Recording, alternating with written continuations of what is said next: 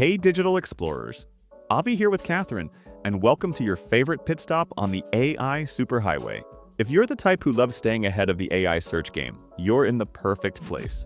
Today we're cracking open episode 7 with some mind-melting AI insights that'll have you saying, "Whoa, I didn't see that coming." Quick pause for some hype. We're celebrating you with an insane giveaway. 10 premium marketing courses valued between $19 and a whopping $199 each. Completely free. That's like finding a golden ticket. Check out the full list in the description, and stay tuned for how to claim yours before they're gone. To our day one listeners, you're the real AI search whisperers. New to the squad? Smash that subscribe button, and let's turn you into an AI powerhouse together. Now, let's dive into the good stuff. Welcome back, everyone, to Conquer AI Search with AI podcast. We're part of the AI Monitor team, here to help you, our learners, get a handle on the really dynamic digital world. And right now, there's this huge shift happening. It's all about how generative AI is changing the way people find information online. Yeah, it's definitely not just a small tweak. It's completely reshaping online visibility for, well, everyone. That old familiar idea of just Google it. It's evolving fast. AI is really stepping up as a main way to get knowledge. Which totally challenges the strategies brands have used for ages to connect online. Exactly. And that's why this session of Conquer AI Search is, well, so vital for you right now. Our mission today is to break down Generative Engine Optimization, GEO, and also AI Readability Optimization. Right. We want to make it clear why these are absolutely essential now. It give you some actionable things you can actually use to, not just get by, but really succeed in this new AI search world. And to do that, we've pulled together a great mix of sources, many you actually shared with us. We've got stuff from our own AI Monitor, naturally, but also great insights from places like Search Engine Land, Gravitate Design, Hedges & Company. Creator, Wikipedia, Talkoot, Aleta Solis, Lexicon, Research FDI. It's a pretty wide range. Yeah, a real mix. You get tool providers, case studies, expert takes. It's all in there. Okay, so let's tackle this huge change in search first. AI Monitor put it pretty bluntly, didn't they? SEO is as outdated as dial-up internet. Yeah, that's quite the statement. But the core idea is this fundamental shift in how people behave online. Gartner's even forecasting, a 50% drop in organic web traffic? 50%. That's massive when you think about the traffic businesses rely on. It is. And it's not just fewer clicks. AI Monitor also found that over 40% of users actually preferred the AI-generated content over traditional search results. So just ranking high on Google isn't the golden ticket anymore. Not like it used to be. And AI Monitor also pointed out that these generative engines, they often reference fewer than 5 of the top 10 traditional results. Right. So first page doesn't guarantee visibility now. It's a whole different game. And users seem to be catching on fast. Forbes reported that 41% of consumers trust Gen AI search more than paid search ads. That's significant trust. It is, maybe because the AI gives those comprehensive answers, As Bloomberg Opinion noted, maybe people prefer that direct info compared to ad-filled results. And MIT Technology Review, they went even further, suggesting AI basically marks the end of search as we knew it, despite current hiccups like, copyright stuff or inaccuracies. It's a huge thought, isn't it? And it ties right into this zero-click search idea. Ah, yes. Hedges & Company talked about that. Search Engine Land, too. People getting answers without clicking away from Google. Exactly. You ask the AI, it summarizes from different places, gives you the answer right there. Why click? And we're seeing the impact already. That mail online example from Search Engine Land was, wow. Yeah, a 56% drop in click-through rate, even when they ranked #1 organically just because AI overviews showed up. Except for those really specific brand searches, like Meghan Markle Daily Mail. Right, where the intent is clearly to go to that site. But overall, their traffic was down almost 20% year over year. It just hammers home how those old ranking metrics, they're losing their punch. Definitely. So if the old SEO playbook isn't cutting it, what's next? This must be where Generative Engine Optimization, GEO, fits in. Exactly, GEO. Okay, break it down for us. What is GEO, really? Why is it so important now? So GEO, like Wikipedia and Creator Explain It, is basically optimizing your content for these AI systems, the ones that generate direct answers, not just lists of links. So it's not about getting on the list. It's about being the answer the AI uses. It's a fundamental shift. And this field is pretty new, isn't it? Yeah. Wikipedia mentioned the term really picked up after some research in 2023, and then tools started popping up fast in early 2024. Yeah, things like Get SAO, Cognizo AI. Suddenly there was this specialized industry emerging. And now, in 2025, Wikipedia says it's becoming a core part of digital strategy for many, alongside traditional SEO. Right, because the search mechanism itself is changing, moving away from just finding links to delivering these context-driven, often zero-click answers, like that 2025 study mentioned. Gotcha. And then there are all these other acronyms floating around: LLMO, AEO, GAIO, Hedges and Company, and Takut mentioned those. Yeah, there's a bit of an alphabet soup situation happening. LLMO is large language model optimization. AEO, answer engine optimization. GAIO, generative AI optimization. Is one becoming the standard? Maybe not yet. As Talkut noted, the exact term might still shake out. The main thing, the key principle, is optimizing so these LLMs, the brains behind the AI search, can understand and use your content to build their answers. Okay, that makes sense. Focus on the principle, not just the acronym. So we get the shift, we get GEO. What can brands actually do now? What are the concrete strategies for optimizing for these AI engines and making content AI friendly? Well, number one, absolutely foundational, is understanding user intent. Lexicon and Creator really hit on this. AI looks at context way more deeply now. So your content needs to directly answer the real question someone's asking. Precisely. Think about how to bake chocolate chip cookies. You can't just list ingredients. You need to anticipate follow-up questions, like substitutions or how to get them chewy versus crispy. Give the full picture. Right, be comprehensive. And that ties into quality and credibility, doesn't it? EEAT, expertise, authoritativeness, trustworthiness. That's still a thing. Oh, absolutely vital, maybe even more so. Gravitate Design, Creator, Hedges and Company, they all stress that AI likes direct, structured, factual content. So back up your claims. Use data, cite good sources. Yes.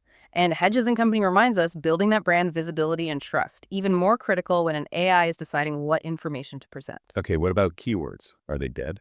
Not dead, but different. The strategy's evolved. Creator talks about moving beyond just exact matches towards long-tail keywords, those longer, more specific phrases like eco-friendly family vacation planning for toddlers. Also, semantic keywords, which are related terms and synonyms that give context. And entity-based keywords focusing on specific people, places, brands, concepts the AI recognizes. Got it. Broader context, not just specific words. Now, this AI readability optimization, Gravitate Design talked about that. Structuring content so AI can process, extract, and summarize it easily. Why is that so critical? Well, simply put, if the AI can't easily understand your content, it's probably not going to use it to answer a query. It's about making your content easy for the AI to digest. So simpler language, shorter sentences, better formatting, good grammar. All of the above. Gravitate Design really emphasizes clarity, logical structure, using headings, lists, short paragraphs, schema markup, plus relevance, credibility, and freshness. It's like teaching your website to speak fluent AI. And Gravitate Design gave a whole list of actionable steps, right? Things we can do practically. For sure. Using AI writing tools, ChatGPT, Hemingway Editor, Grammarly, readability checkers, they can help spot where your text is maybe too dense or complex for an AI to parse effectively. And matching the readability level to your audience is key too. Absolutely. Tone, formality, reading level. You can even prompt something like ChatGPT, like, rewrite this at an 8th grade level. Keep it professional but friendly. Practical tips. And for editing existing stuff, Gravitate mentioned things like keeping sentences under, 17 words? Ideally, yeah. And keeping paragraphs short, maybe 2 or 3 sentences. Fixing grammar issues is huge. Passive voice, too many adverbs, wordiness, complex words. Clean it up. So clarity over complexity. Use active voice. Ditch the jargon. Simple structures. Cut unnecessary words. Exactly. Avoid ambiguous pronouns, weak verbs. And structure matters, too. Headings, lists, tables, bold text when needed, subject, verb, object, sentence structure where it makes sense, schema markup for context, good alt text for images, short sections. It all helps the AI navigate. And optimizing specifically for AI summaries. That's interesting. Gravitate said lead with the answer. Yeah, get straight to the point. Use headings that clearly signal what's coming next. And sort of accept that the AI will likely rephrase your content when it uses it. And crucially, fact check everything. Make sure the content actually matches the user's intent, answers their question fast. Definitely. But Gravitate also stresses it's not just about AI. You need that human touch. Combine the AI optimization with manual review. To catch nuances, check interpretations, Mhm. fix formatting, refine the tone. All that. Ensure it sounds like your brand. Yeah. And they had that great success story, right? Their own guide hitting the top spot in AI overviews quickly just by following these principles. Yeah. It shows this stuff works. Okay, beyond general content, what about specifics? Like featured snippets, are those still a target? And voice search. Creators suggest that, yeah, for snippets, using question-based headings followed by concise answers is still a good strategy. Lists and tables help too. Makes sense for easy extraction. Right. And for voice search, it's more about natural conversational language, answering questions directly, like how someone would actually ask out loud. Good to know some classic SEO principles haven't totally vanished, like mobile friendliness and page speed. Still important. Oh, definitely. Creator and AISearch both highlight that. Good user experience is always key, and it helps search engines, including AI crawlers, access your site efficiently. And structured data. Schema markup. Still useful. Very useful, according to Creator, AISearch, and Hedges & Company. It gives search engines extra context about your page content, helps AI understand things better, can lead to richer results. Hedges specifically mention FAQ schema as being valuable. Right, clarifying questions and answers. And lastly, freshness. Seems even more important now. Gravitate and Talkoot both mentioned that. That's right. AI tends to prefer recent, relevant info. Talkoot even recommended updating product content at least twice a year for e-commerce sites. Keep it current. Okay, so if we're changing how we optimize, we must need to change how we measure success too, right? Yeah. Old metrics like rankings and overall organic traffic, maybe they don't tell the whole story anymore. That's a really critical point. AI Monitor and Search Engine Land definitely suggest those traditional metrics are becoming less reliable on their own. So what should we be looking at? Alida Solis offers some good alternatives. Things like, how often is your brand or content mentioned or cited in the AI answers?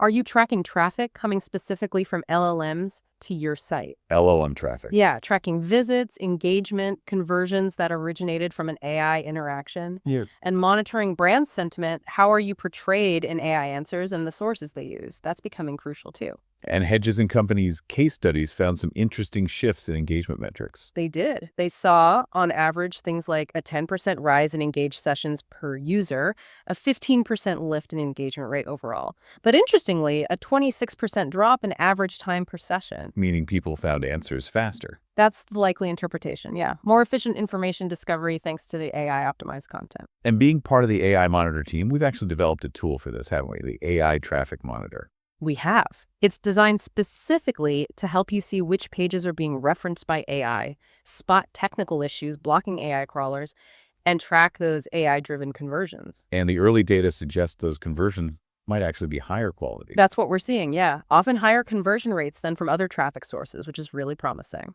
Hedges and Company also mentioned needing custom tracking because standard analytics weren't quite there yet, and they saw big jumps in AI traffic after optimizing. Significant jumps. One case went from almost nothing to over 300 AI referrals a month. Wow. It really shows we need new ways to measure and understand what's working in this AI world. Absolutely. Adapt the measurement along with the strategy. Okay, let's zoom in a bit on e-commerce.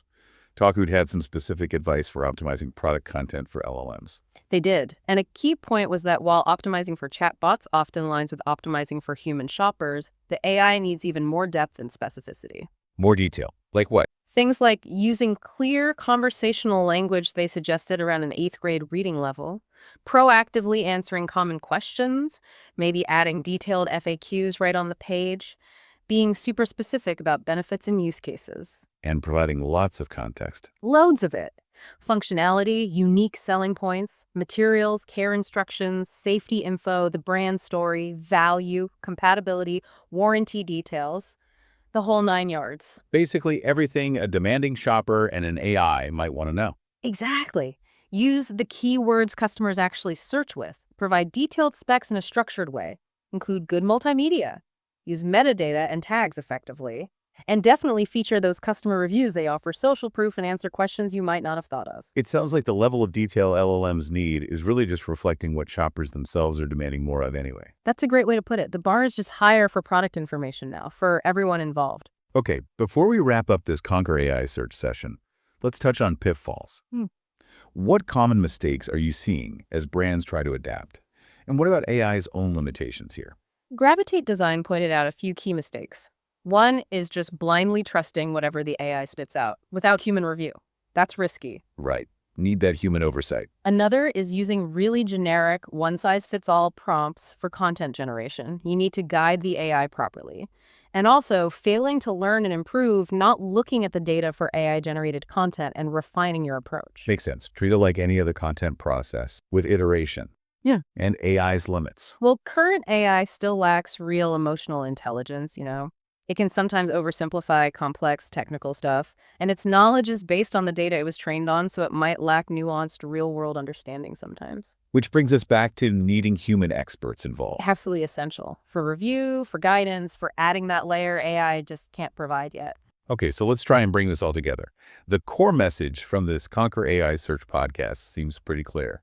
Generative AI has fundamentally changed the game for online search. No doubt about it. And moving past just traditional SEO to really embrace GEO and AI Readability Optimization. It's not just a nice to have anymore, is it? It feels like a must do. It really is a necessity now for staying visible and relevant. But there's opportunity here too, right? Definitely. For brands that adapt proactively, there's a real chance to get ahead. You can improve visibility in these new AI results, attract better quality traffic, people actively looking for your specific info, and connect with customers in new ways. And potentially see higher conversion rates, as our AI traffic monitor data is starting to suggest. Exactly. There's a tangible upside. So for you, our listener, as you think about all this, maybe start looking at your own content. Where are the opportunities to optimize for AI search? Can you explore tools like AI Traffic Monitor to understand this new traffic flow? Yeah, what are those first steps you can take? How do you make sure your brand doesn't get left behind as AI discovery becomes more and more central? Good questions to ponder. And we definitely encourage you to check out the resources we have here at AI Monitor to explore these topics even further. Thanks for joining us on Conquer AI Search with AI podcast. And that's a mic drop on today's AI wisdom. If your brain's buzzing with new strategies, we see those light bulbs going off. Pay it forward.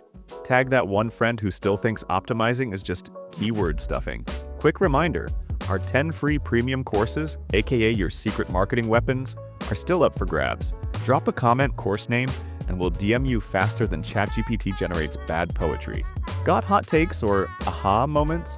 Slide into our DMs on x.com or drop a review if we made you sound smarter in meetings today. We'll be back next week with more AI hacks to break the algorithm. Until then, stay curious, stay scrappy, and keep making AI work for you.